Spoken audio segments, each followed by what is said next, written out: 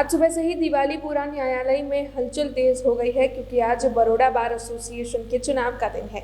Baroda bar association के चुनाव को लेकर वकीलों के बीच में रस्साकसी का जंग है।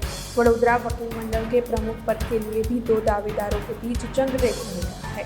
18 बैठकों पर 43 उम्मीदवारों के बीच कांटे की टक्कर है। 3845 चिट्ठी मतदार दर्ज किए गए हैं। इस बार सनद नंबर पर से मतदान की यादी तैयार की गई है।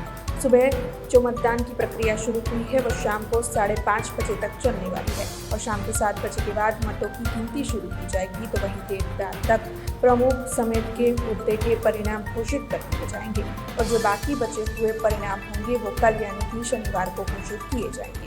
હેટ્રિક ચાન્સ તો છે જ, કારણ કે વકીલો બુદ્ધિજીવી છે, વકીલોને ખબર છે એમને શું કરવું શું નહીં, અને જે કામ કરશે એને વોટ આપશે વકીલો. એટલું હર વર્ષે એ જ થાય છે કે જે કામ કરે છે એને જ વોટ આપે છે અહીંયા. અને હું હંમેશ વકીલોના પડખે ઊભી રહું છું. એમને કોઈ પણ પ્રશ્ન હોય છે, પોલીસ સ્ટેશન કે કોર્ટ, દરેક જગ્યાએ હું હાજર રહું છું. તે મને જંગી બહુમતીથી જીતાડશે એવી આશાઓ રાખું. બસ ચૂંટણી આપ જોઈ રહ્યા છો, ખૂબ સરસ વાતાવરણમાં સારી રીતે ચાલી રહી છે અને હવે મતદાન વધવાની શક્યતાઓ છે, એટલે હવે વકીલો વોટિંગ માટે આવી રહ્યા છે. નિર્ણાયક મતો છે, યુવા મતો, એને રીઝવવા માટે બધા જ પ્રયત્ન કરેલા છે બધાએ જ.